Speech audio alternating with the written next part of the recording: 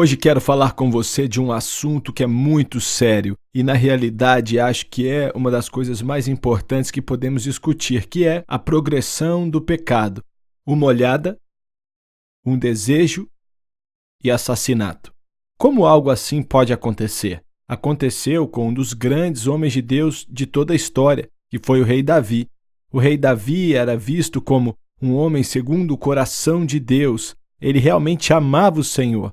E ainda assim, em seus últimos anos, se encontrou totalmente devastado pelo pecado.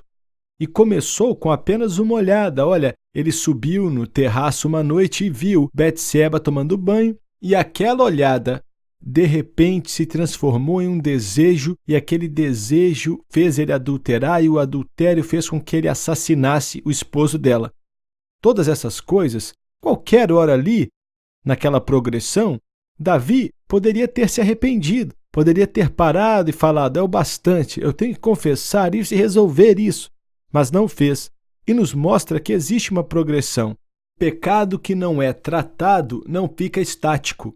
E o pecado vai acabar destrói o casamento, vai destruir a família, vai destruir a sua vida. Então, em qualquer hora, e sempre começa, primeiramente, no coração. Começa dentro de nós. E no momento que algo entra em nosso coração, o que temos que fazer é confessar na hora. Não espere uma semana, ou um mês, ou um ano e diga: eu vou endireitar isso depois.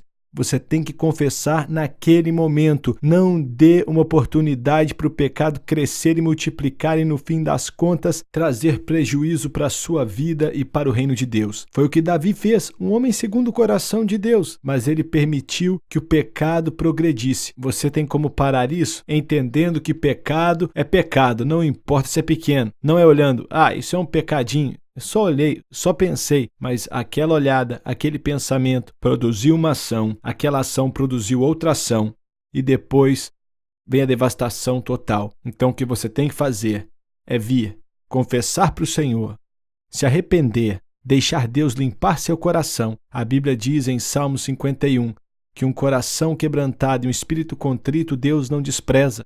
Então vai diante dele e diz: Deus, tem misericórdia de mim. Me desculpa, eu estou arrependido, larga esse pecado, olhe para Jesus e Ele vai te limpar. E não só te limpar, mas te dar a graça e a força para andar em pureza de vida. Olha, não deixe o pecado ir adiante. Confesse, se arrependa imediatamente.